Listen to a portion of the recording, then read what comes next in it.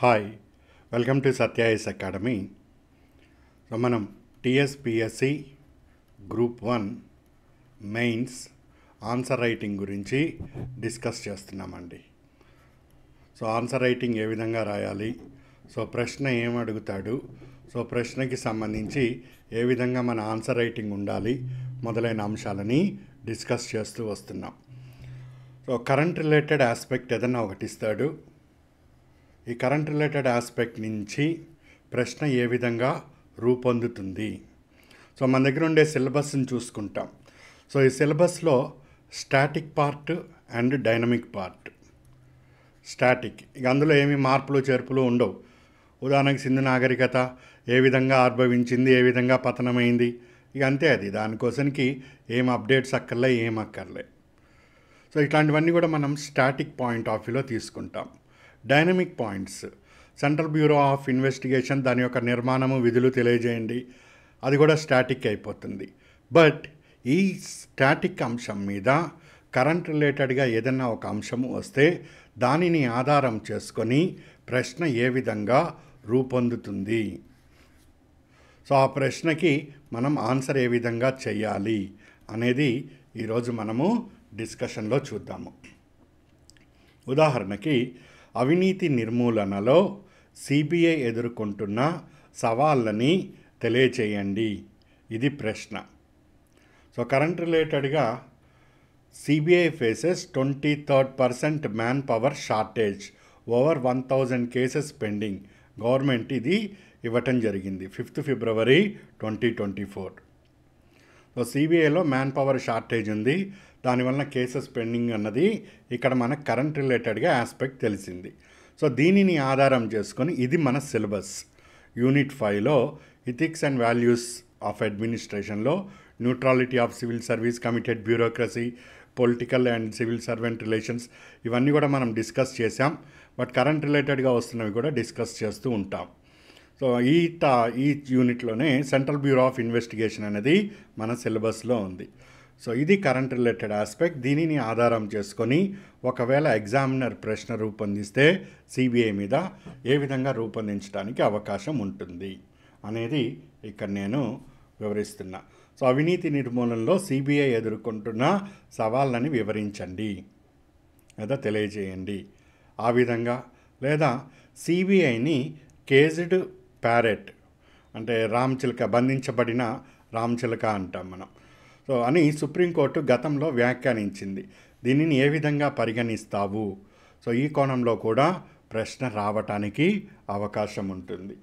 So దీనిని answer చేయటానికి ముందు అసలు సిబిఐ అంటే ఏంటి, కరప్షన్స్ ఏ విధంగా ఉంటాయి, సో సిబిఐ ఇప్పటివరకు కొన్ని సక్సెస్ఫుల్ స్టోరీస్ ఏ విధంగా ఉన్నాయి, సిబిఐ ప్రాధాన్యత ఏ విధంగా ఉన్నాయి, అవన్నీ కాస్త బేసిక్స్ మనం తెలుసుకున్న తర్వాత సుప్రీంకోర్టు 2013 సంవత్సరంలో CBI as the caged parrot అని వ్యాఖ్యానించింది. దీని యొక్క పరమార్థం ఏమిటి అనేది చూస్తాం. అది చూసిన తర్వాత ఇక్కడ మనము ఎదుర్కొంటున్న సవాళ్ళు, సిబిఐ ఎదుర్కొంటున్న సవాళ్ళు, సో అవి పరిపాలనాపరమైన సవాళ్ళని ఏ విధంగా ఉంది. ఇప్పుడు నేను ప్రశ్న అడిగాను, సిబిఐ ఎదుర్కొంటున్న సవాళ్ళని తెలియజేయండి. సో సవాల్ 1, సవాల్ 2 ఈ విధంగా రాస్తే దీనికి మార్కులు వస్తాయి. కానీ నేను దీనిని ఇంకొద్దిగా ఎగ్జామినర్కి ఈజీగా, కన్వీనియంట్గా ఉండాలి, మనకు స్కోర్ రావాలి. సో అలా రావాలి అన్నప్పుడు ఇంకొద్దిగా డిఫరెంట్గా ఏమన్నా ప్రజెంట్ చేయొచ్చా? ఎస్, ప్రజెంట్ చేయొచ్చు. ఒక సంస్థ అనేది ఉన్నప్పుడు అది పాలనాపరమైన సమస్యలను ఎదుర్కొంటుంది, న్యాయపరమైన సమస్యలను ఎదుర్కొంటుంది, చట్టపరమైన సమస్యలను ఎదుర్కొంటుంది. ఈ విధంగా దానిని మనము సబ్గ్రేడ్ చేస్తూ వస్తే మనకు ఎగ్జామినరు ఈజీగా అర్థం చేసుకొని స్కోర్ పెంచుకోవటానికి అవకాశం ఉంటుంది. నేను అక్కడ ఇదే చేశాను. సిబిఐ ఎదుర్కొంటున్న సవాళ్ళు, ఫస్ట్ పరిపాలన సవాళ్ళు ఏమి ఎదుర్కొంటుంది, ఇగో ఇక్కడ నేను ఇవి ఇచ్చాను. దాని తర్వాత న్యాయపరమైన సవాళ్ళు ఏమి ఎదుర్కొంటుంది, తర్వాత శాసనపరమైన సవాళ్ళు ఏమి ఎదుర్కొంటుంది, తర్వాత రాజకీయపరమైన సవాళ్ళు ఏమి ఎదుర్కొంటుంది, తర్వాత సాంకేతికపరమైన సవాళ్ళు ఎదుర్కొంటుంది. సో అల్టిమేట్గా మనం ఇక్కడ తెలియజేస్తున్న కంక్లూజన్లో సిబిఐ మంచిది, అందులో ఎటువంటి డౌటు లేదు. సో సిబిఐ ఇటువంటి సవాళ్ళని ఎదుర్కొంటున్నది కాబట్టి సిబిఐ పనితనం మీద విమర్శలు అనేది వస్తున్నాయి. ఈ సవాళ్ళని మనము అడ్రస్ చేయగలిగితే సిబిఐ అనేది అత్యున్నత అవినీతి నిర్మూలన సంస్థగా ఎదుగుతుంది అని పాజిటివ్ యాటిట్యూడ్తో కంక్లూడ్ చేస్తాం.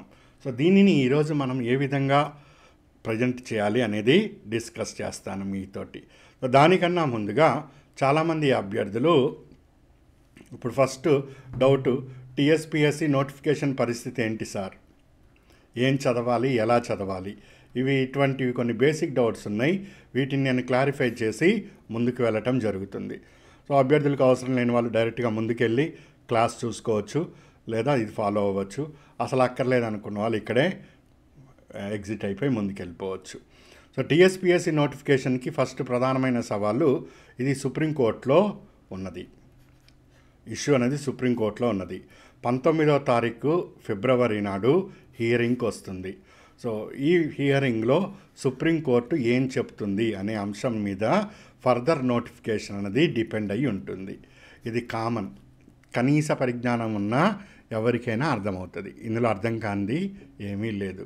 సో 19వ తారీఖు వరకు కూడా ఇక్కడ ఏమీ స్పష్టత రావటం లేదన్నది క్రిస్టల్ క్లియర్, ఫస్ట్ పాయింట్.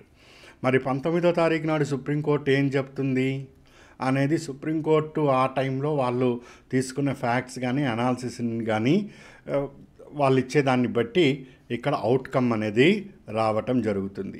ఈ అవుట్కమ్ ఆధారం చేసుకొని టీఎస్పీఎస్సీ గ్రూప్ 1 మీద ముందుకు వెళ్తుంది. అయితే 19వ తారీఖే పూర్తి అవుట్కమ్ వస్తుందా, లేదా ఇది 19వ తారీఖు నుంచి ముందుకు వెళ్తుందా ఇంకొక 4 రోజులు 5 రోజులు అంటే అది కూడా ప్రస్తుతం ఉన్న సమయంలో ఎవ్వరం చెప్పలేము. సుప్రీంకోర్టులో కేసు ఉన్నప్పుడు 99.9% 19th నాడే బయటికి ఇష్యూ అన్నది క్లారిటీ వస్తుందని ఒక అభిప్రాయాన్ని మనం ఆశపడవచ్చు. ఇది సో దీని మీద క్లారిటీ వస్తే కానీ మనం ముందుకు వెళ్ళలేము. ఓకే, మరి నెక్స్ట్ ఏంటండి అంటే ఈ 19, 20 తారీఖులు సుప్రీంకోర్టు సాయంత్రంకో ఎప్పుడో చెప్పినా కానీ అది టీఎస్పీఎస్సీని రీచ్ అవ్వడానికి 20th అవుతుంది. సో 20th నాడు టీఎస్పీఎస్సీ ఇమీడియట్లీగా దీని మీద రెస్పాండ్ అయిపోయి ముందుకు వెళ్తే నోటిఫికేషన్ మీద మనకు ఒక క్లారిటీ వస్తుంది. బట్ ఫిబ్రవరి లాస్ట్ వీక్ ఏదైతే ఉన్నదో చివరి వారం ఇక్కడ ఎలక్షన్ నోటిఫికేషన్ వచ్చే అవకాశాలు మనకు కనిపిస్తున్నాయి. మరి ఈ గ్యాప్లో ఎలక్షన్ నోటిఫికేషన్ రావటము, ఇక్కడ సుప్రీంకోర్టు నుంచి అవుట్కమ్ వచ్చిన తర్వాత టీఎస్పీఎస్సీ నిర్ణయము, ఈ మధ్యలోనే నోటిఫికేషన్ రావాలి మనకు. వన్స్ ఎలక్షన్ నోటిఫికేషన్ వచ్చాక అది మళ్ళీ లీగల్గా సమస్య ఏర్పడుతుంది. ఇవ్వచ్చా ఇవ్వకూడదు అన్నది అది సెకండరీ. మళ్ళీ లీగల్ ప్రాబ్లమ్స్ వచ్చే అవకాశాలు ఉంటాయి. సో ఇప్పటికే ఇది ఈ బేతాళుడి కథలాగా వస్తున్నది, మళ్ళీ కథ చెప్పగానే చెట్టు మీదకి వెళ్తుంది, వస్తున్నది మళ్ళీ చెట్టుకి వెళ్ళిపోతున్నది. సో ఈ బేతాళుడి కథలాగా తయారైంది ఈ గ్రూప్ 1.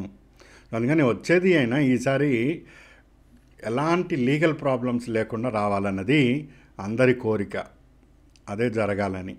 సో ఈ గ్యాప్ని మనము ఆలోచించాలి.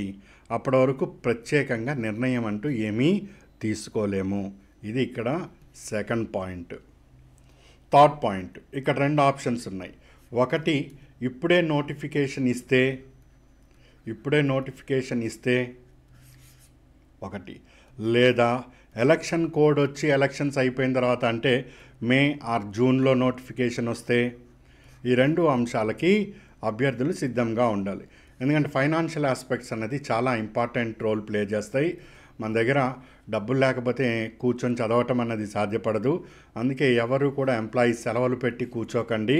అంటిల్ అన్లెస్ క్రిస్టల్ క్లియర్గా డేట్స్ వచ్చే వరకు కూడా సెలవులు పెట్టద్దు. మీకు వస్తున్న ఈ ఆదాయ మార్గాలకి గండి కొట్టి కూర్చోకండి. అందుకని ఈ వీడియో ప్రత్యేకంగా చేయడానికి ముఖ్య ఉద్దేశం కూడా అదే. సో వచ్చిన తర్వాత అప్పుడు ఏం ప్లాను ఏంటి అనేది తర్వాత వెళ్తాము. అంత నేను కాదు, ఎవరు వెళ్ళినా కానీ అట్లా వెళ్ళాలి. ఇప్పుడు ఆవేశంగా 2 రోజులు చదువుతారు, 3వ రోజు నుంచి మళ్ళీ అది డౌన్ఫాల్ అవుతుంది ఆటోమేటిక్గా. నోటిఫికేషన్ ఎప్పుడో తెలవక, ఏం చదవాలో తెలవక, కరెంట్ రిలేటెడ్గా ఏమొస్తుందో తెలియదు, స్టాటిక్లో ఎట్లాంటిది టర్న్ అవుతుందో తెలియదు. ఇన్ని కన్ఫ్యూజన్లో ఈ ఊపు 2 రోజులు ఉంటుంది, మూడో రోజు నుంచి మళ్ళీ బ్యాటరీ డౌన్ అయిపోతుంది. అందుకని కాస్త ఈ 4 రోజులు వెయిట్ చేస్తే ఎలక్షన్ కోడ్ వరకు మనకు ఒక దారి అన్నది దొరుకుతుంది, ఎటువైపు వెళ్ళాలి అనేది. ఒకవేళ ఎలక్షన్ కోడ్ తర్వాతే నోటిఫికేషన్ వస్తుంది అనుకుందాం, ఆ విధంగానే అనుకుందాం. అలాంటి సందర్భంలో ఇప్పుడు మనము ఈ స్టాటిక్ పార్ట్స్ ఏవైతే ఉన్నాయో ఆల్రెడీ నేను 38 డేస్ క్లాసెస్ ఇవ్వటం జరిగింది స్టాటిక్కి సంబంధించి. అప్పట్లో అవి డైనమిక్ కూడా అవి. సో వాటిల్లో ఉండే క్వశ్చన్స్ కాకుండా వేరే క్వశ్చన్స్ని మనం ఇక్కడ ప్లాన్ చేసుకుంటూ వెళ్తాము, ఏది ఎలక్షన్ కోడ్ తర్వాత నోటిఫికేషన్ వస్తే. ఒకవేళ ఎలక్షన్ కోడ్ కన్నా ముందే నోటిఫికేషన్ వస్తే ఇక్కడ కొద్దిగా ప్రిలిమ్స్ని కవర్ అయ్యే విధంగా, మెయిన్స్ కూడా కవర్ అయ్యే విధంగా, రెండింటిని ప్యారలల్గా తీసుకొని వెళ్ళే విధంగా ఇక్కడ ప్లాన్ చేసుకుంటాము. సో ఏం జరగాలన్నా కూడా ఫస్ట్ మనకు సుప్రీంకోర్టు నుంచి మన క్లారిటీ రావాలి. ఈ వచ్చిన క్లారిటీకి అనుగుణంగా టీఎస్పీఎస్సీ ఎటు అడుగులు వేస్తుందో అది తెలవాలి. సో ఇవన్నీ తెలిస్తే కానీ అక్కడ మనము స్కోర్ పెంచుకోవటానికి అవకాశం ఉండదు. సో ఇక్కడ నేను ఉదాహరణకి చెప్పినట్టు ఇట్లాంటి క్వశ్చన్స్ పడతాయండి, ఖచ్చితంగా వస్తాయి. కరెంట్ రిలేటెడ్గా డైనమిక్ ఆస్పెక్ట్స్ నుంచి ఖచ్చితంగా క్వశ్చన్స్ ఉంటాయి. చాలామంది ఆన్సర్ చేయలేనివి కూడా ఇవే. నువ్వు సింధు నాగరికత మీద రాయమంటే ఎవడైనా రాసేస్తాడు, 10 పాయింట్లు కాతే 15 పాయింట్లు రాస్తాడు. అక్కడ 4 వచ్చే చోట 5 వస్తాయి, 5 వచ్చే చోట 3 వస్తాయి, ఎంతో కొంత ఇక్కడ తిరుగుతూ ఉంటుంది. బట్ అసలు ఇలాంటి క్వశ్చన్స్ కరెంట్ రిలేటెడ్ వచ్చినప్పుడు మాత్రం మొత్తం అసలు ఏం రాయాలో తెలియక ఫిల్టర్ అయిపోతారు. సో ఇట్లాంటి సమస్యలు అనేది ఎదురవుతాయి. మనకు ఎలక్షన్ కోడ్ తర్వాత మాత్రమే కరెంట్ ఇష్యూస్ మీద అవగాహన వస్తుంది. ఇప్పుడు ఎలక్షన్ కోడ్ వచ్చాక కేంద్ర ప్రభుత్వం కానీ రాష్ట్ర ప్రభుత్వం కానీ ఎలాంటి పాలసీ డెసిషన్స్ తీసుకోరు. సో ఇలాంటి ఇక్కడ పాలసీ డెసిషన్స్ కానీ ఏమీ లేకపోతే మనము కరెంట్ రిలేటెడ్గా ట్రేస్ చేయలేము. ఇప్పుడు అంతా కూడా ఈ రాజకీయ పార్టీలు వీళ్ళని వాళ్ళు తిట్టుకుంటారు, వాళ్ళని వీళ్ళు తిట్టుకుంటారు, రాజకీయంగా సాగుతుంది. కానీ ఎగ్జామ్ పాయింట్ ఆఫ్ వ్యూలో రెలవెన్సీ తక్కువ ఉంటుంది. సో ఎలక్షన్స్ అయిపోయిన తర్వాత మాత్రమే మనం ప్రిలిమ్స్కి ప్రిడిక్ట్ చేయగలుగుతాం అండ్ మెయిన్స్కి కూడా ప్రిడిక్ట్ చేయడానికి అవకాశం ఉంటుంది. అప్పటి వరకు ఏమైనా స్టాటిక్ పార్ట్స్ని కంప్లీట్ చేసుకోవాలనుకుంటే అవి కంప్లీట్ చేసుకోవచ్చు. ఏదైనా ఒక 4 రూపాయలు సంపాదించి పక్కన దాచుకోవాలనుకుంటే అది దాచుకోవచ్చు మీరు. సో ఇంత స్పష్టంగా ఉండి ప్లాన్ ప్రకారం అడుగులు వేయండి. అనవసరంగా ఆవేశపడి 2 రోజులు ముందుకు వెళ్ళి 4 రోజులు వెనక్కి వెళ్తే ఎక్కడ వేసిన గొంగలు అక్కడే ఉంటుంది. సో ఇది నేను అభ్యర్థులకి కమ్యూనికేట్ చేయదలుచుకున్నాను. మన అప్రోచ్ ఏంటంటే, నేను ఇట్లా ఎంత తీసుకొని వెళ్తున్నా కానీ ఇది మళ్ళీ తర్వాత ఈరోజు ఇది నాకు ఇంపార్టెన్స్ అనిపించింది, తర్వాత దీనికన్నా ఇంకోటి ఇంపార్టెన్స్ వస్తుంది. అలాంటి సమయంలో ఇది వృధా అయిపోతుంది. అందుకే నేను కాస్త నాకు ఈ సుప్రీంకోర్టు నుంచి క్లారిటీ వచ్చి టీఎస్పీఎస్సీ నుంచి క్లారిటీ వచ్చిన తర్వాత, అంటే కరెక్ట్ ఇంకొక వారం రోజులు పడుతుందండి ఈ కార్యక్రమం అంతా.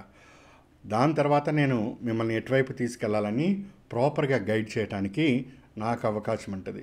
లేకపోతే ఇప్పుడు అంతా కూడా రాంగ్ డైరెక్షన్ అవుతుంది. ఇటు వెళ్ళమంటే ఇటు వెళ్తాం, ఇటు వెళ్ళమంటే ఇటు వెళ్తాం. అనవసర శ్రమ తప్పితే అక్కడ ఏముండదు. మనం కష్టపడాలి, దానికి ఫలితం ఉండాలి. సో ఈ కాన్సెప్ట్ తోటే వర్క్ చేస్తాం. సరే, ఇప్పుడు చూద్దాం. సిలబస్ ఇట్లా ఉంటుంది మనకు. ఈ సిలబస్లో ఇది కరెంట్ రిలేటెడ్ ఇష్యూ. దీని మీద మనము ఆ క్వశ్చన్ ఈ విధంగా ఫ్రేమ్ చేసుకొని ఆన్సర్ రాయటం జరుగుతుంది. అవినీతి నిర్మూలనలో సిబిఐ ఎదుర్కొంటున్న సవాళ్ళు. So power corrupts and absolute power tends to corrupt absolutely, Lord Acton. So ఇది ఫేమస్ స్టేట్మెంటు. మీరు దీనిని వ్యాసాల రాయటంలో కూడా ఉపయోగించుకోవచ్చు. అధికారము, పవర్ అంటే ఇన్ఫ్లుయెన్స్ చేసే అంశము, ఇన్ఫ్లుయెన్స్ చేస్తుంది. తెలిసిందే కదా, పవర్ అన్నది దేనికి? ఇన్ఫ్లుయెన్స్. ఈ పవర్కి లీగల్ కలిస్తే అది అథారిటీ అవుతుంది. సో పవర్ ప్లస్ లీగాలిటీ కలిసిన చోట అథారిటీ ఏర్పడుతుంది. ఈ పవర్ కరప్ట్ అయితే ఆ అధికారి, అథారిటీ కూడా తన అధికారాన్ని దుర్వినియోగం చేస్తాడు. తద్వారా ఏదైతే మనము ప్రజలకి రాజ్యాంగబద్ధమైన లక్ష్యాలని అందించాలనుకుంటామో అవి అందించలేకపోతాము. సో పరిపాలనలో అవినీతి నిర్మూలన చేస్తే తప్పితే నియంత్రణ చేసి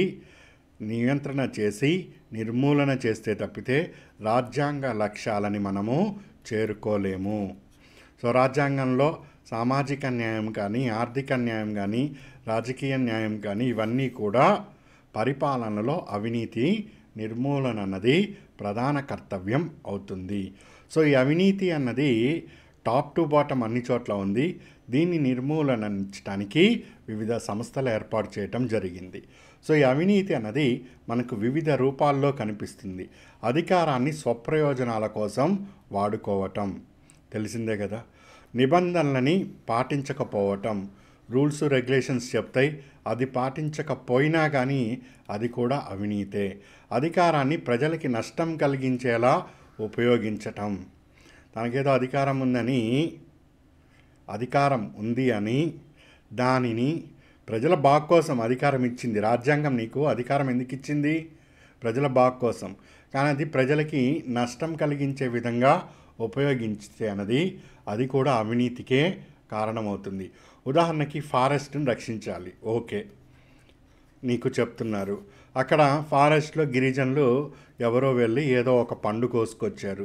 నీకు అధికారం ఉందని చెప్పి ఈ గిరిజన్ని పట్టుకొని చావబాదితే అది ఏంటండి? అది మీనింగేనా? అసలు గిరిజనులకి బతికే హక్కు ఉండదా? వాళ్ళని రక్షించుకోలేమా మనము? ఇదే విధంగా సామాన్య ప్రజల మీద వీళ్ళ ప్రతాపాలన్నీ కూడా. సో ఇట్లా అధికారాన్ని ప్రజలకి నష్టం కలిగించేలా, నలుగురు ఏదో రోడ్డు పక్కన బతుకుతున్నారు, ఏదో చిన్న షాపులు పెట్టుకొని, వాళ్ళని షాపులు ఇక్కడి నుంచి తీయించి, బాబు రోడ్డు వెడల్పు చేస్తున్నాం, ఇంకో చోట వేయించుకోండి, ఇక్కడ నేను నీకు ఇచ్చాను అని చెప్పి షిఫ్ట్ చేయటం వేరు. అంతేగాని రాత్రి బుల్డోజర్ తెచ్చి అన్నీ వాడి సామాన్లు గీమాన్లు వేస్తే ఈ షాప్ మీద వచ్చే ఈ 200 వాడి కుటుంబం బతుకుతుంది. మరి వాడి పరిస్థితి ఏంటి? సో అధికారాన్ని ఈ విధంగా చేయటం కూడా అది కూడా అవినీతిపరమే. సో అధికారంతో నిర్వహించాల్సిన విధులని నిర్వర్తించకపోవటము కూడా అవినీతే. సో అవినీతికి ఇది అని ప్రత్యేకంగా నిర్వచనం అంటూ ఉండదు. సో ఇది వివిధ రూపాల్లో ఉంటుంది. వివిధ రూపాల్లో ఉండే అన్నిటినీ కూడా నిర్మూలన చేస్తేనే ప్రజల వద్దకి పరిపాలన చేరి పరిపాలనలో బ్యూరోక్రసీ, డెమోక్రటైజేషన్ ఆఫ్ బ్యూరోక్రసీ. మామూలుగా మనం డెమోక్రసీ అనేది రాజకీయంగా వాడతాం, ప్రజల చేత ప్రజల కొరకని. డెమోక్రటైజేషన్ ఆఫ్ బ్యూరోక్రసీ అంటే అధికారులు ప్రజల కోసం పనిచేయటము అనేది ఇక్కడ. సో అప్పుడే ప్రజల భాగస్వామ్యం ఉండి పరిపాలన సుపరిపాలన అవుతుంది అనేది ఇక్కడ మనం రాయవలసి ఉంటుంది. సో అవినీతి నిర్మూలనకి ఇప్పుడు టాపికే సిబిఐ దగ్గరికి వస్తున్నాం. Delhi special police establishment act 1946 ఆధారంగా ప్రభుత్వం యొక్క తీర్మానముతోటి సిబిఐ ఏర్పాటు చేయటం జరిగింది. ఇక్కడ ఉన్నది ఇది డేటా అంతా కూడా. ఇది ఒరిజినల్ సిబిఐది అఫీషియల్ వెబ్సైట్ నుంచి నేను తీసింది. సిబిఐ అన్నది it functions under department of ministry of personal, pension and public grievances. ఇది ప్రధానమంత్రి గారి ఆధ్వర్యంలో ఉంటుంది. Most powerful department, home ministry కన్నా, ఫైనాన్స్ మినిస్ట్రీ కన్నా పవర్ఫుల్ డిపార్ట్మెంట్ ఏదైనా ఉంది అంటే department of personal, ministry of personal దగ్గర ఉంటుంది. అందరు సాధారణంగా హోమ్ మినిస్ట్రీ అండి, డిఫెన్స్ మినిస్ట్రీ, ఫైనాన్స్ అంటారు. అది మిడిమిడి జ్ఞానం. Ministry of personal super power అది. ఇది ప్రధానమంత్రి చేతుల్లోనే ఉంటుంది. మీరు గమనిస్తే ఎక్కడో ఎక్సెప్షనల్ కేసుల్లో ఉప ప్రధాని ఎవరన్నా ఉంటే ఆయన చేతుల్లో, అది కూడా వాజ్పేయి ప్రధాని అయితే ఎల్కే అద్వానీ ఉప ప్రధాని ఉంటే ఆయన చేతుల్లో నమ్మకంగా పెడతాడు. లేకపోతే దీన్ని ఎవరి చేతిలో పెట్టరు. ఇదంతా పవర్ఫుల్. సో ఇది ఈ మినిస్ట్రీ ఆధ్వర్యంలో పనిచేస్తుంది. సో ఇది చూద్దాం. సిబిఐ ప్రాధాన్యత ఇవన్నీ కూడా ఇది సిబిఐ అక్కడి నుంచే గాంధీ గారు కరప్షన్ గురించి ఏం చెప్పారు, దీన్ని కూడా మీరు మీ క్వశ్చన్లో కానీ వ్యాసంలో కానీ రాయొచ్చు. So CBI director economic offences, ఆర్థిక నేరాలని, కరప్షన్ని, స్పెషల్ క్రైమ్స్ ఉంటాయి వాటిని, ఇవన్నీ కూడా విచారణ చేస్తారు. సో కేంద్రం యొక్క ఇన్వెస్టిగేషన్ ఏజెన్సీగా ఇది పనిచేస్తుంది. పాలనలో అవినీతి నిర్మూలనకి ఇది ప్రాధాన్యత వహిస్తుంది. అవినీతి, ఆర్థిక నేరాలు, వ్యవస్థీకృతమైన క్రైమ్ వంటి చర్యలను ఇది ఇన్వెస్టిగేట్ చేస్తుంది. సివిసి అండ్ లోక్పాల్కి ఇది అసిస్టెన్స్ అందజేస్తుంది. హైకోర్టు కానీ సుప్రీంకోర్టు కానీ ఏమైనా కేసులు ఇస్తే వాటిని కూడా ఇది ఇన్వెస్టిగేషన్ చేస్తుంది. వీటితో పాటు రాష్ట్రాలు ఈ కేసుని సిబిఐకి ఇవ్వాలి, సిబిఐ విచారణ చేస్తుంది అంటూ ఉంటారు.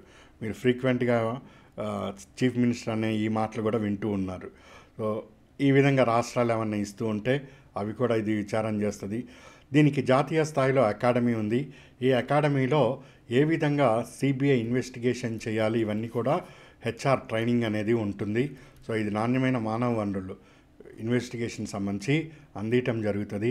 అంతర్జాతీయ సంస్థలైన ఇంటర్పోల్కి ఇది నోడల్ ఏజెన్సీగా వ్యవహరిస్తుంది. సో ఇవంతా చేస్తుంది కాబట్టి దీని ప్రాధాన్యత అన్నది మనకు అత్యధికంగా ఉన్నది. దాని ఫంక్షన్సే దాని ప్రాధాన్యత. నెక్స్ట్ సిబిఐని కేజ్డ్ ప్యారెట్ అంటే బంధించబడిన రామ్ చిలక. మనం చిలక జ్యోతిష్యం చెప్పేటోళ్ళని చూస్తూ ఉంటాం. మాస్టర్ చెప్తాడు, అది తలుపు తీసి వచ్చి దామ్మ చిలక ఒకటి తీయి కార్డు, అగో ఇతను వచ్చాడు, కృష్ణుడు వచ్చాడు, రాముడు వచ్చాడు, అట్లా చెప్తూ ఉంటాడు. అట్లా మాస్టర్ ఏం చెప్తాడో ఆ చిలక అది వస్తుంది, బయటకు వస్తుంది, ఆ కార్డు ముక్క తీస్తుంది, మళ్ళీ సైలెంట్గా లోపలికి వెళ్ళిపోతుంది. దానికి ఒక జామ పండు తింటాడు, అది తింటుంది. అది ఇదే కదా జనరల్గా మనం అబ్జర్వ్ చేస్తున్నాం. చూడు ఇక్కడ. సో 2013లో కోల్ బ్లాక్ అలొకేషన్స్లో విచారణ సమయంలో సుప్రీంకోర్టు ఈ వ్యాఖ్యని చేయటం జరిగింది. ఇది జస్ట్ వ్యాఖ్యని మాత్రమే చేసింది, కానీ దీనిని నువ్వు తీర్పుగానో లేదా ఆదేశము అనో ఆ విధంగా చేయటానికి వీల్లేదు. ఆ వ్యాఖ్య చేసిందంటే దాన్ని ఏదో అంతర్లీనంగా అంశం ఉన్నది కాబట్టి ఆ వ్యాఖ్యని సుప్రీంకోర్టు చేయటం జరిగింది. సుప్రీంకోర్టు చేసిన ఆ వ్యాఖ్యని వెంటనే మనము ఇన్ ది సెన్సు ప్రభుత్వాలు సరిచేసుకోవాలి. ప్రభుత్వాలు సరిచేసుకుంటే అది చక్కగా పనిచేస్తుంది.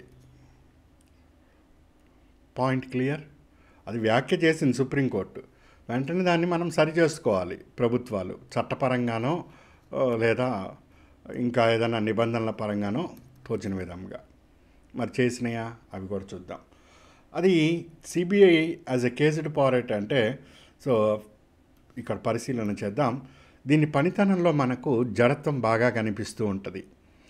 సో దానితో పాటుగా కొన్ని ముఖ్య అంశాలని పరిశీలన చేస్తే 2G స్పెక్ట్రమ్ కేసులో ఎంపీ కనిమొళి ప్రైమ్ అక్యూజ్డ్ అని తెలిసింది. సో తెలిసిన తర్వాత ఏం చర్యలు తీసుకున్నారు?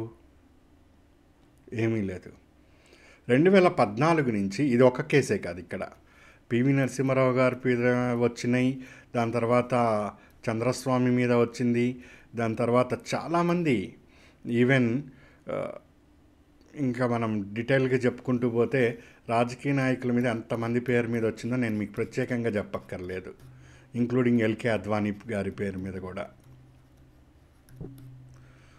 సో ఇక్కడ వస్తున్న ఈ కేసులన్నీ నువ్వు ఒక్కసారి టర్న్ చేసి చూస్తే అన్నిట్లో కూడా వాళ్ళ మాస్టర్ మాట వింటున్నట్టుగానే అనిపిస్తూ ఉంటున్నది.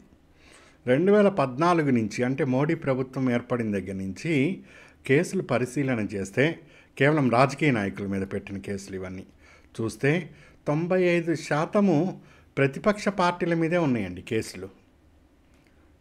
ఇదండి రికార్డ్ డేటా, ఇదంతా కూడా మీరు క్రాస్ చెక్ చేసుకోవచ్చు. 2014 నుంచి రిజిస్టర్ అయిన కేసుల్లో 95% కేసులు ప్రతిపక్ష పార్టీల మీదే ఉన్నాయి. సో 124 కేసులు రాజకీయ నాయకుల మీద పెడితే 118 కేసులు అనేవి ఇప్పుడున్న ప్రభుత్వం ఏదో మీకు తెలుసు, కేంద్రంలో ప్రతిపక్ష పార్టీలు ఏవో తెలుసు, వాటి మీదనే ఈ కేసులు వెళ్ళినాయి. మరి ఎట్లా పోయినాయి? ఫస్ట్ పాయింట్, వీళ్ళు ఒక్కళ్ళే అన్యాయం చేశారా? నువ్వు పబ్లిక్ని అడిగితే చెప్తారు. నెక్స్ట్, పోనీ గతంలో ప్రభుత్వంలో ఏమైనా చేసినాయా అంటే, అంతకుముందు యూపీఏ లెడ్ ప్రభుత్వం ఉండేది. 2004 నుంచి 2014 వరకు చూస్తే వీళ్ళు 72 కేసులు పొలిటికల్ లీడర్స్ మీద పెట్టారు. అందులో 43 ప్రతిపక్షాల మీదే ఉన్నాయి. ఇటు రూలింగ్ పార్టీ అయినా అపోజిషన్ పార్టీ అయినా వీళ్ళు రూలింగ్కి వస్తే దీన్ని వాడుతున్నారు, వీళ్ళు రూలింగ్ వస్తే దీన్ని వాడుతున్నారు. చాలా స్పష్టంగా ఇది పొలిటికల్ మాస్టర్ ఏం చెప్తున్నాడో అదే వింటున్నదని చెప్పకనే చెప్తున్నది ఈ స్టాటిక్ డేటా. ఇంకా విచిత్రమైంది, ఇంకా మనం డీటెయిల్స్ లోపలికి మీకు ఎక్స్ప్లెయిన్ చేయట్లే, బట్ ఇన్ఫర్మేషన్ చూస్తే ఈ కేసు ఉదాహరణకి యూపీఏ గవర్నమెంట్లో ఉందనుకుందాం. ఈ పలానా వ్యక్తి మీద సిబిఐ కేసు వచ్చింది అనుకుందాం. సిబిఐ కేసు వస్తే ఈ గవర్నమెంట్ వాళ్ళు క్లోజ్ చేసేసారు. వెంటనే తర్వాత ఇంకో ఎక్స్ గవర్నమెంట్ ఇప్పుడు ప్రజెంట్ రూలింగ్ పార్టీ చేస్తుంది అనుకుందాం. వాళ్ళు వచ్చి క్లోజ్ అయిన కేసుని ఓపెన్ చేస్తారు. ఇక్కడ క్లోజ్ అయింది, ఇక్కడ ఎట్లా ఓపెన్ అయింది ఫస్ట్ పాయింట్. సో ఇక్కడ మాస్టర్, వీళ్ళకి ఎవరు మాస్టర్? సిబిఐకి ఆబ్వియస్లీ పొలిటికల్ ఎగ్జిక్యూటివే కదా, ఇక దాంట్లో నీకేం డౌట్ ఉంటుంది? సో పొలిటికల్ ఎగ్జిక్యూటివ్ కనుగొనే ఇది నడుస్తుంది. ఇక్కడ క్లోజ్ ఎట్లా చేసావు, ఇక్కడ ఓపెన్ ఎట్లా చేసావు అన్నది ఫస్ట్. సెకండ్ పాయింట్, ఇక్కడ నీ ప్రభుత్వమే నడుస్తుంది. నీ ప్రభుత్వం నడుస్తున్నప్పుడు గతంలో ఎప్పుడో సిబిఐ కేసు వేసింది, అందరి మీద వేసింది. పలానా ఒక గొప్ప వ్యక్తి, నీ పార్టీకి చెందిన ఒక గొప్ప వ్యక్తి. సో ఆ పార్టీ మీద సిబిఐ కోర్టు ఏం చెప్పింది? ఈయన నిర్దోషి అని చెప్పేసింది సిబిఐ కోర్టు. సో దాంతో సిబిఐ ఫర్దర్ హైకోర్టుకి అప్పీలకు కూడా వెళ్ళలేదు. హైకోర్టుకి కానీ సుప్రీంకోర్టుకి కానీ అప్పీలు కూడా చేయలేదు. ఉదాహరణకి ఇక్కడ పేరు చెప్తున్నానని తప్పుగా అనుకోవద్దు ఎవరు కూడా. ఇక్కడ ఎవరికి మనము తప్పుపట్టే స్థాయి మనకు లేదు, మనం ఎవరికి కూడా. అద్వానీ గారి కేసు ఉందండి, బాబ్రీ మసీద్ డెమాలిషన్లో. ఇవంతా కూడా న్యూస్లో ఉన్నదే, నేను మీకు అర్థం అవటం కోసం చెప్తున్నా. దీన్ని మీరు ఎగ్జామ్లో రాయటానికి వీల్లేదు, ఇది అర్థం అవటం కోసం మాత్రమే. అద్వానీ గారి కేసు ఉంది, సిబిఐ అది ఎన్నో సంవత్సరాలు ప్రొలాంగ్ చేశాక అల్టిమేట్గా అది కాస్త సిబిఐ కోర్టు నిర్దోషి, అది ఏమీ లేదని పక్కనేసింది. ఓకే, సిబిఐ కోర్టుని ఎవరు తప్పు పట్టడం లేదు, కోర్టు న్యాయపరంగా అందరం ఓకే. బట్ సిబిఐ ఎందుకు ముందుకెళ్ళలేదు? హైకోర్టులో ఎందుకు ఫర్దర్ అప్పీల్ చేయలేదు? ఇదే కదా ఛార్జ్షీట్ దాఖలు చేసింది, ఇదే కదా అన్నీ ఉన్నాయని చెప్పింది. మరి ఎందుకు ముందుకు వెళ్ళలేదు అనేది ఎవరు చెప్తే ఆగింది ఈ కోర్టు. మరి ఇదే కేసు రేపు ఇప్పుడున్న గవర్నమెంట్ పోయి వేరే గవర్నమెంట్ వస్తే మళ్ళీ రీఓపెన్ కాదు అని గ్యారంటీ ఉందా? సో ఇన్ని సవాళ్ళు అన్నది ఇక్కడ వస్తున్నాయి. అందుకే సిబిఐ తన మాస్టర్ మాట వింటుంది అనే అభిప్రాయము సాధారణంగా వ్యక్తమవుతుంది. వింటుందని నేను ఇక్కడ 100% చెప్పటం లేదు, అందుకే ఈ పదాన్ని ఉపయోగించాను. ఈ పదాన్ని నేను ఉపయోగించకపోతే 100% తన మాట ఏంటది? పొలిటిసైజేషన్ ఆఫ్ సిబిఐ అంటారు, కానీ సిబిఐని అటానమస్గా పరిగణించరు. అందుకే సాధారణంగా అనే పదాన్ని వాడటంతో మనం దీనికి ఒక రక్షణ కవచాన్ని ఏర్పాటు చేశాము. క్లియర్? ఇట్లాంటివి చిన్న చిన్న పాయింట్స్ హైలైట్ అవుతాయి మీకు. సో దీనికి గల ముఖ్య కారణాలు, ఎందుకు ఇట్లా సిబిఐ చేయవలసి వచ్చింది? సో సిబిఐకి ఫస్ట్ చట్టబద్ధత లేదు. ఇది ఏ చట్టము ప్రకారము, ఇప్పుడు సెబీ ఉంది, చట్టబద్ధత ఉంది. దాని తర్వాత ఇంకా నెంబర్ ఆఫ్ ఇన్స్టిట్యూషన్స్ ఉన్నాయి. ఎలక్షన్ కమిషన్ ఉంది, దానికి కాన్స్టిట్యూషన్ ఉంది, అంటే చట్టబద్ధత ఉన్నది. సో దీనికి అసలు చట్టబద్ధతే లేదండి. నవేంద్ర వెస్ యూనియన్ ఆఫ్ ఇండియా కేసులో గౌహతి హైకోర్టు సిబిఐని అన్కాన్స్టిట్యూషనల్ అని చెప్పింది. సిబిఐకి అసలు ఏ అధికారం లేదు అవినీతిని విచారణ చేయడానికి. ఇప్పుడు సిబిఐ విచారణ చేస్తున్న కేసులన్నీ కూడా తీసి అవతల పడేయండి. సిబిఐకి అసలు నీకు అధికారం లేదు విచారణ చేయటానికి. అటువంటిప్పుడు నువ్వు ఎట్లా విచారణ చేస్తున్నావు, అతని వ్యక్తిని దోషి అని ఎట్లా అంటున్నావు అని గౌహతి హైకోర్టు అన్నది. ఇక్కడ చూడు, నేను అందుకే ఈ స్టేట్మెంట్ కూడా నీకు ఇచ్చా. సో గౌహతి హైకోర్టు అంటే అప్పటి వరకు సిబిఐ సేకరించిన అన్ని కేసులు కూడా ఒక్కసారిగా నీరుగారిపోయినాయి. గౌహతి హైకోర్టు ఇస్తే అది ఆంధ్రప్రదేశ్లో ఉండే సిబిఐ కేసు మీద ఇంపాక్ట్ పడుతుంది, తెలంగాణలో ఉండే సిబిఐ కేసు మీద ఇన్వాల్వ్ అవుతుంది, అన్ని చోట్ల పడుతుంది. అన్ని చోట్ల సిబిఐ కేసులన్నీ కూడా ఇక తీసి చెత్తబొట్లో వేయటమే. వెంటనే సుప్రీంకోర్టు గౌహతి ఇచ్చిన హైకోర్టు మీద స్టే విధించింది. స్టే క్లియర్గా చూడు ఇక్కడ. Supreme Court stay on Guwahati High Court order declaring CBI is unconstitutional. So దీనికి ఫస్ట్ చట్టబద్ధత లేకుండా అయిపోయింది, first point. Second point, law and order రాష్ట్ర జాబితాలో వస్తుంది. సో దీనిపై ముందుగా రాష్ట్ర అనుమతి లేనిదే సిబిఐ విచారణ చేపట్టడానికి వీల్లేదు. సో దీంతో దీని యొక్క విచారణ పరిధి ఏదైతే ఉంటుందో అది కూడా దెబ్బతిని మాస్టర్ చెప్పినట్టే వినాల్సి వస్తుంది ఇక్కడ. నెక్స్ట్, ఇది ఎవరికి జవాబుదారీతనం అన్నది దీనికి ఉండదు, ఆ సమస్య లేదు. సో అండ్ దీంట్లో పనిచేసే ఉన్నత స్థాయి ఉద్యోగులందరూ కూడా డిప్యుటేషన్ మీదే వస్తారు. ఇవన్నీ కూడా రాజకీయ ప్రమేయమే చోటు చేసుకుంటుంది. మీరు ఐపీఎస్ సెలెక్ట్ అయితే మీకు కొన్ని రోజులు సిబిఐ డైరెక్టర్గానో లేకపోతే సిబిఐలో ఇంపార్టెంట్ పోస్టులుగానో, సిబిఐ ఐపీఎస్ఏ కదండి.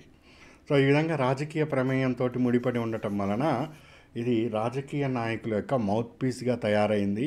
వాళ్ళు మాస్టర్లు అవుతున్నారు, ఇది రామచిలక అవుతుంది అనేది సుప్రీంకోర్టు అని చెప్పలేదు, కానీ తన వ్యక్తం చేసిన అభిప్రాయంలో ఈ భావం చోటు చేసుకుంది. మీరు సుప్రీంకోర్టు ఇదంతా చెప్పింది, అందుకే సుప్రీంకోర్టు దీన్ని రామచిలక అందని చెప్పట్లేదు. సుప్రీంకోర్టు దీన్ని రామచిలక అనే దాంట్లో అంతర్లీనంగా ఉన్న భావము ఇది అని రాస్తాం, అంతే. ఇది భావం, దాన్ని ఎటైనా తిప్పుకోవచ్చు. మళ్ళీ ఇక్కడ ఇది సుప్రీంకోర్టు చెప్పిందని కూడా చెప్పొద్దు, అది కూడా తప్పు అవుతుంది. సుప్రీంకోర్టు ఇచ్చిన స్టేట్మెంట్ ఇంతవరకే పరిమితం అవ్వాలి, ఈ కేజ్డ్ ప్యారెట్ వరకే పరిమితం అవ్వాలి.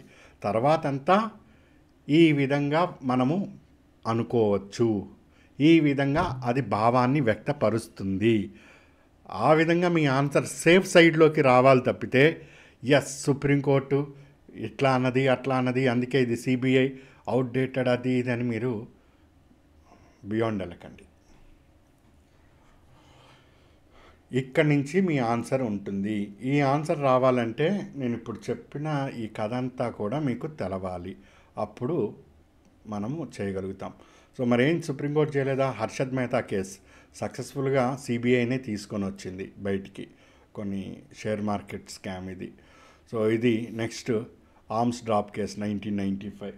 There are number of cases supreme court CBI success అయింది. అటు సక్సెస్ ఉన్నది, ఇటు కొన్ని పరిమితులు కూడా ఉన్నాయి. సో ఫస్ట్ ఇది ఎదుర్కొంటున్న సవాళ్ళు ఏంటి? ఇక్కడి నుంచి నీ ఆన్సర్ స్టార్ట్ అవుతుంది. నీకు A4 షీట్ ఇస్తాడు. సో A4 షీట్లో ఇంట్రడక్షన్ ఇప్పుడు నేను చెప్పిన వాటిలో ఏదైనా నువ్వు చక్కగా రాసుకోవచ్చు. రాసుకొని ఇట్లా సబ్ హెడింగ్ పెట్టుకో, పరిపాలనా సవాళ్ళు. అందులో పాయింట్ 1, పాయింట్ 2, పాయింట్ 3 ఇట్లా రాసేసుకో. తర్వాత ఇంకొకటి అంతే. సో 10కి 5 నుంచి 6 మార్కులు ఎటు పోవు. సో 5 మార్కులు అయితే మినిమం గ్యారంటీ దీనికి. ఇంకా మీకు ఏమన్నా ఎగ్జామ్ టైం కనిపిస్తే అవి కూడా రాసుకోవచ్చు. ఫస్ట్ పాలన, ఓవర్లాపింగ్, అతివ్యాప్తి జరుగుతున్నది. అవినీతి కేసుల్లో సివిసి ఎంట్రీ కావాలా, లోక్పాల్ ఎంట్రీ కావాలా, లేదా సిబిఐ పరిధిలోకి వస్తుందా, దేని పరిధిలోకి వస్తాయి అన్నది స్పష్టత లేదు. ఇక చూడు, ఇక్కడ లోక్పాల్ వచ్చింది, ఇక్కడ గవర్నమెంట్ కూడా వచ్చింది. గవర్నమెంట్ అంటే సివిసి, ఇక్కడ సిబిఐ వాళ్ళు వచ్చారు. సిబిఐ నాకెంత పని చేస్తుంది, నేను చెప్పిన అవినీతి కేసులను విచారిస్తుంది అంటాడు. లేదు సివిసి నేను చెప్పిన విచారిస్తుంది అంటాడు. సో ఈ కరప్షన్ మీద, అవినీతి మీద నేనే విచారణ చేపట్టాలి కానీ, అంటే లోక్పాలు గవర్నమెంట్కి అధికారం లేదు, ఆల్రెడీ గవర్నమెంటే కరప్టెడ్, మళ్ళీ నువ్వు ఎట్లా విచారణ చేపడతావని లోక్పాల్ అంటాడు. సో సిబిఐ అంటది నువ్వు చెప్పినట్టు పోనా, వీళ్ళు చెప్పినట్టు పోనా, నాకు సొంతంగా పోనా, అసలు పలానా అవినీతి జరిగితే అక్కడ గవర్నమెంటు సివిసి ద్వారా వెళ్తుందా, లేదా లోక్పాల్ ద్వారా వెళ్తుందా, సిబిఐ ద్వారా వెళ్తుందా అనేది లేదు. ఓవర్లాపింగ్ అధికంగా ఉంది, అతివ్యాప్తి అంటాం ఇది. ఫస్ట్ పాలనా పరంగా అక్కడే ప్రధాన సవాల్ ఎదురవుతుంది. నెక్స్ట్ అవినీతి నిర్మూలన సంస్థలు వంటి వాటితో సమన్వయం. సో నేను ఇక్కడ పరిపాలన అన్నప్పుడు పాలనాపరమైన పదజాలాన్ని వాడాలి.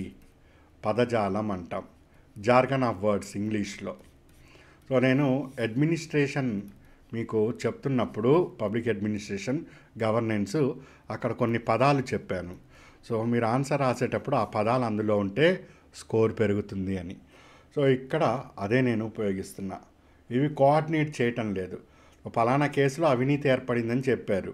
సో అవినీతి ఏర్పడుతున్నప్పుడు లోకల్గా ఏసీబీ వాళ్ళు వస్తారు, యాంటీ కరప్షన్ బ్యూరో, సిఐడి వాళ్ళు చేసేది చేస్తారు, మళ్ళీ సిబిఐ కూడా వస్తుంది. ఏసీబీ వాడు ఒకటి చేస్తాడు, సిఐడి వాడు ఒకటి చేస్తాడు, సిబిఐ వాడు ఒకటి చేస్తాడు. వీడు చేసింది వీడికి నచ్చదు, వీడి చేసింది వీడికి నచ్చదు.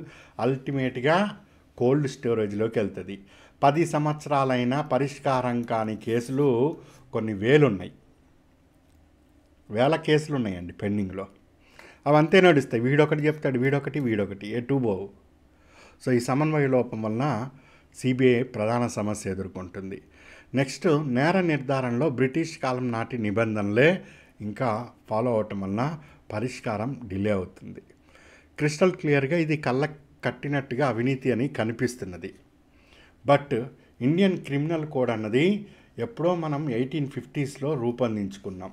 అకార్డింగ్ టు సిఆర్పిసి అని దాని ప్రకారం వెళ్తేనే న్యాయ నిర్ధారణ చేయాలి. అన్యాయం చేసేటోడు, అవినీతి చేసేవాడు ఇవన్నీ తెలిసినోడే అవినీతి బాగా చేయగలుగుతాడు. అవునా కదండి? సో వీటికి దొరకకుండానే వాడు అవినీతి చేస్తున్నాడు. సో కాలం చెల్లిన చట్టాలతోటి అవినీతి పరిష్కారం అన్నది సిబిఐ దగ్గర ఆ కేసులు పెండింగ్ అవటానికి ముఖ్య కారణం కాదని ఎవరైనా చెప్పగలుగుతామా? ఈరోజు మనీ లాండరింగ్ కేసు జరుగుతున్నది, కళ్ళ ముందు తెలుసు. 20 రూపాయలున్న ఎక్స్ అనే కంపెనీ షేరు 200 రూపాయలకి క్విడ్ ప్రోకోలో వెళ్ళింది. నువ్వు వాడికి బెనిఫిట్ చూపించావు గవర్నమెంట్ తరపు నుంచి, అందుకని వాడు నీ కంపెనీలో పెట్టుబడి పెట్టాడని స్పష్టము. మరి ఇది నిరూపించాలంటే 1850లో రచించిన ఆ క్రిమినల్ ప్రొసీజర్ని నువ్వు ఫాలో అవ్వాలి. అవుతుందా ఆ కేసు? 10 సంవత్సరాలు అయినది. ఈ 10 సంవత్సరాలలో ఎన్ని సిబిఐ రాజకీయపరమైన కేసులు పురోగతి సాధించాయి? లేదు. Because rule abide. నెక్స్ట్, జవాబుదారీతనం. ఇక్కడ డ్యుయాలిటీ ఆఫ్ కమాండ్ ఎదురవుతుంది. Duality of command. ఒకవైపు మినిస్ట్రీ ఆఫ్ పర్సనల్ వాళ్ళు వస్తున్నారు, ఇంకోవైపు హోమ్ మినిస్ట్రీ వస్తాడు. హోమ్ మినిస్టర్కి ఏం పని ఇక్కడ అంటే, నీకు స్టాఫ్ అదన్నీ ఇచ్చింది ఎవరు? Home minister. పర్సనల్ సిబ్బంది ఐపీఎస్ వీళ్ళందరూ ఎక్కడి నుంచి వచ్చారు? Home minister. So obviously ministry of home involve అవుతున్నది ఇక్కడ. సో ఇప్పుడు సిబిఐ మినిస్ట్రీ ఆఫ్ పర్సనల్కి తను జవాబు చెప్పాలా, మినిస్ట్రీ ఆఫ్ హోమ్కి చెప్పాలా? జవాబుదారీతనంలో ఇక్కడ సరైన నాణ్యత లేకుండా అయిపోతుంది.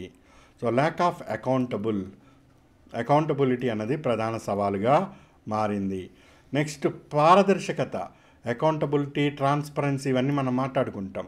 రైట్ టు ఇన్ఫర్మేషన్ యాక్ట్ 2005 నుంచి సిబిఐ యొక్క విచారాన్ని పక్కన పడేశారు. అసలు నీకు పారదర్శకత తెలిసేదే రైట్ టు ఇన్ఫర్మేషన్ యాక్ట్ ద్వారా. పలానా కేసు ఎంతవరకు వచ్చింది, ఏమేమి సేకరించావు ఏంటంటే ఇవన్నీ కేసు రిలేటెడ్ సీక్రెట్స్ నీకు చెప్పని పో అంటుంది. సో పారదర్శకత లేదు, ఆ కేసు ఎప్పటికి ముందుకెళ్తుందో తెలవదు, జవాబుదారీతనం అంతకన్నా లేదు, సమన్వయం పూర్తిగా లేదు, నిబంధనలు కాలం చెల్లినవి, ఓవర్లాపింగ్, పరిపాలనాపరమైన సమస్యలు. న్యాయపరమైంది. సో సిబిఐలో సుమారు 1825 కేసెస్ స్టిల్ పెండింగ్గా ఉన్నాయి. సో నెంబర్ ఆఫ్ సిబిఐ కోర్ట్స్ని పెంచటం కానీ, కొన్ని స్పెషలైజ్డ్ కోర్ట్స్ని ఎస్టాబ్లిష్ చేయటం కానీ, సిబిఐ కేసులు పరిష్కరించటం కోసం మన దగ్గర లేదు. ఈరోజు డ్రగ్ మాఫియా కేసు ఉన్నది, లేకపోతే మైనింగ్ మాఫియా కేసులు ఉన్నాయి, లేకపోతే ఈ స్పోర్ట్స్కి వెళ్తున్న వాళ్ళు డ్రగ్స్ తీసుకుంటున్నారు, ఆ కేసులు విచారణ చేస్తుంది. ఇలా డిఫరెంట్ కోణాల్లో విచారణ చేయబడుతుంది. ఒక్కటే కోర్టు ఉంటుంది, సిబిఐ కోర్టు, దాని దగ్గరికి ఈ కేసులు వెళ్ళాలి. మొత్తం కలిపి కొన్ని అక్కడక్కడ ఒక 1000-2000 కోర్టు ఇది ఉన్నాయి కోర్టులు. బట్ పెరుగుతున్న కేసులతోటి ప్రపోర్షనల్గా కోర్ట్స్ సంఖ్య పెరగట్లేదు. అట్ ద సేమ్ టైం కోర్ట్స్లో కూడా, అంటే న్యాయస్థానాల్లో కూడా ఈ సిబిఐ రిలేటెడ్, డ్రగ్ రిలేటెడ్ కేసులు దీనికి, లేకపోతే మనీ లాండరింగ్ కేసులు దీనికి అని ఆ విధంగా వెళ్తే వేగవంతంగా సమస్య పరిష్కారం అవుతుంది. కానీ న్యాయపరంగా ఇక్కడ సవాళ్ళు ఎదురవుతున్నాయి. శాసనపరంగా ఇది చూడండి, లా అండ్ ఆర్డర్ రాష్ట్ర జాబితా, అందుకని కొన్ని రకాల కేసుల్లో రాష్ట్రం అనుమతి తప్పనిసరి. రాష్ట్రాలు ఏమన్నాయి, నువ్వు మళ్ళీ కనిపిస్తే ఊరుకోనన్నాయి. ఇగో ఇక్కడ నేను అది కూడా ఇచ్చాను. Chandrababu Naidu bar CBI from entering Andhra Pradesh for probe into corruption cases అనొచ్చా అట్లా? ఇగో అది కూడా చూడు. In exercise of the powers conferred by section 6 of the Delhi special police establishment act 1946, government hereby withdraw the general consent according to Geo Order ఇంత to all the members of the Delhi Special Police Establishment to exercise the powers and jurisdictions under the said act in the state of Andhra Pradesh. అంటే ఈ చట్టంలో section 6 కింద కొన్ని రకాల కేసుల్లో ఆ రాష్ట్ర ప్రభుత్వం యొక్క అనుమతి లేకుండా సిబిఐ ఎంట్రీ అవ్వటానికి వీల్లేదు. మరి అట్లాంటప్పుడు ఈ చట్టాన్ని సవరించాలి కదా, మరి ఇంతవరకు సవరించలేదు. సో ఇది ప్రధానమైన సవాలు. సో ఇక్కడ చంద్రబాబు నాయుడు గారు అప్పుడు ముఖ్యమంత్రిగా ఉన్నప్పుడు దీన్ని బయటపెట్టినప్పుడు ఆయన చూసి ఇంకొక West Bengal withdraws general consent to CBI, Mamata Banerjee garu, ఆవిడ కూడా అసలు సిబిఐ మీకు అప్పుడు టీవీలో కూడా చూపించాడు, గుర్తుందో లేదో, సిబిఐ వాళ్ళు వస్తే లోకల్ కలకత్తా ఈ పోలీస్ కమిషనర్ తోటి అరెస్ట్ చేయించారండి, అరెస్ట్ చేయించారు. సో సిబిఐ ఎంట్రీ అవడానికి వీల్లేదని క్లియర్గా చెప్పింది. సో ఆఫ్కోర్స్ తర్వాత మళ్ళీ మార్పులు వచ్చినాయి అనుకోండి. బట్ ఇట్లాంటి శాసనపరమైన లా అండ్ ఆర్డర్ రాష్ట్ర జాబితాలో ఉండి అక్కడ రావాలంటే ఈ అనుమతి అన్నావు, ఇక్కడేమో దీన్ని సవరణ చెయ్యవు. ఈ సవరణ చేసినా మళ్ళీ వాళ్ళు దీనికి నచ్చినట్టు వాడుతున్నారు. శాసనపరం. ఇక రాజకీయ పరం, డిపిఎస్ యాక్ట్ 1946 నుండి ఇది అధికారం పొందింది ఇన్వెస్టిగేట్ చేయడానికి. సో తద్వారా కేంద్రంలో అధికారంలో ఉండేది రాజకీయ పార్టీకి, దానికి మాత్రమే Delhi police special establishment act 1946ని ఎగ్జిక్యూట్ చేయడానికే అనుమతి ఉంటుంది. సో ఆబ్వియస్లీ ఇది ఎగ్జిక్యూట్ అవుతుందంటే కేంద్రంలో ఉండే పొలిటికల్ పార్టీ వాళ్ళు ఏ కేసు ఇస్తే దాని మీద, వాళ్ళు ఏమి ఆదేశాలు ఇస్తే దానికి అనుగుణంగా.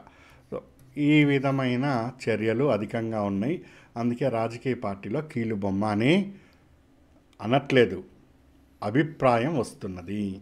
ఇది ఇంపార్టెంట్, అభిప్రాయం వస్తుంది. మన అందరూ గుడ్డే, ఎవరు బ్యాడ్ కాదు ఇక్కడ. నెక్స్ట్, నియమ నిబంధనలకు అనుగుణంగా కాక కేసుని వివక్షతతో చూస్తుంది. పలానా వాడిని అరెస్ట్ చేయాలి, ఇది రూలు. వాడు 4 సార్లు సిబిఐ కోర్టుకి రాలేదు, వెళ్ళి అరెస్ట్ చేసి సిబిఐ కోర్టు ముందు హాజరుపరచాలి. చేయట్లేదు, చేయకుండా ఆగి ఉన్నాయి. ఒకసారి యూట్యూబ్లో ఈ మధ్యకాలంలో చూస్తే మీకు చాలా కనిపిస్తాయి ఇట్లాంటివన్నీ కూడా. ఎందుకు?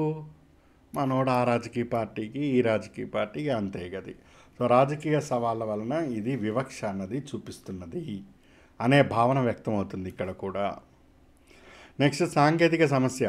ఇప్పుడు క్రైమ్ నేచర్ మారిపోయింది. వెళ్ళి వాడిని కత్తితో పొడవక్కర్లేదు, వాడి అకౌంట్లో ఉన్న డబ్బంతా తీసేసుకుంటే వాడే సూసైడ్ చేసుకుంటాడు.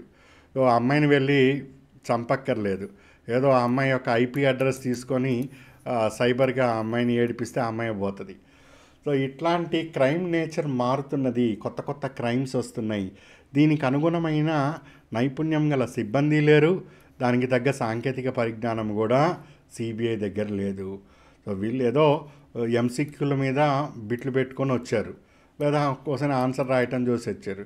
వాడికి అసలు సాఫ్ట్వేర్ అంటే ఏంటి, అందులో ఏమొస్తాయి, దాంట్లో సైబర్ క్రైమ్ని ఎట్లా అరిగట్టాలి, లేదా ఇంకో కొత్త క్రైమ్ వచ్చింది దీన్ని ఎట్లా హ్యాండిల్ చేయాలి, వీటన్నిటి మీద నైపుణ్యం గల వాళ్ళతో శిక్షణ ఇప్పించాలి. అలాంటిది ఏం లేదు. మనకు ఏదైతే కరికులంలో ఉందో ట్రైనింగ్ కోర్సులో అదే ఇస్తాడు. ఆ కరికులం పట్టుకొని ఈడిపోతాడు కేసు విచారణ చేయడానికి. అది దొరకదు, ప్రూఫే దొరకదు. బాగా వెనకబడి ఉన్నాం మనం. సో ఇవి. సో పై అంశాలన్నీ పరిశీలన చేస్తే సిబిఐ సంస్థ ఎదుర్కొంటున్నది సిబిఐ అసమానత, ఇది అసమర్థత వల్ల కాదు. ఇది సిబిఐ అసమర్థంగా ఎందుకైంది అంటే పై రకమైన అంశాల వలన. న్యాయపరమైన అంశాలు, రాజకీయపరమైన అంశాలు, శాసనపరమైన అంశాలు. బట్ ఇప్పటికీ చూస్తే రాష్ట్ర ప్రభుత్వాలు కానీ ప్రజలు కానీ కేసుని సిబిఐకి హ్యాండ్ ఓవర్ చేయండి అని చెప్పటాన్ని బట్టి చూస్తే సో సిబిఐ మీద నమ్మకం పోలేదు. పనితనంలో ఈ అసమర్థతకి గల ఈ కారణాలని మనము తగు విధముగా పరిష్కరిస్తే ఇది అవినీతిని నిర్మూలించుటలో సమర్థవంతంగా పనిచేస్తుంది అని పాజిటివ్ కంక్లూజన్ ఇస్తారు. సో ఇక్కడి నుంచి నీ ఆన్సర్ స్టార్ట్ అవుతుంది. ఏది నేను ఇచ్చిన క్వశ్చన్కి ఇక్కడితో ఫినిష్ అవుతుంది. కరెక్ట్గా నువ్వు కౌంట్ చేసుకో, 150 పదాల్లోపు అయిపోతుంది. నీకు ఎక్స్ప్లెనేషన్కి నేను ఇంత ఇచ్చాను, కానీ దీన్ని నువ్వు రాస్తే ఇది 100 నుంచి 150లో ఈజీగా రాసి పక్కన పెట్టచ్చు. దట్టు 8 to 10 మినిట్స్లో ఫినిష్ అయిపోతుంది. ఎక్స్ప్లెనేషన్ అంటే టైం తీసుకుంటుంది కదా, మీకు తెలవంది ఏముంది. సో ఇదండి, ఈ విధంగా మన రూట్ మ్యాప్ అనేది ఉంటుంది. సో కేవలం కన్వెన్షనే కాకుండా కరెంట్ రిలేటెడ్ కూడా ఫోకస్ చేయాలి. సో కరెంట్ రిలేటెడ్ ఫోకస్ చేయడానికి మనకి ఎలక్షన్ తర్వాత వచ్చే కరెంట్ రిలేటెడ్ ఆస్పెక్ట్స్, అప్పుడు కొత్త బడ్జెట్ కానీ, కొత్త ఎకనామీ, కొత్త ఎస్ఎన్టీ, కొత్తవి చాలా వస్తాయి డైనమిక్, వాటిని ఫోకస్ చేసుకుంటాం.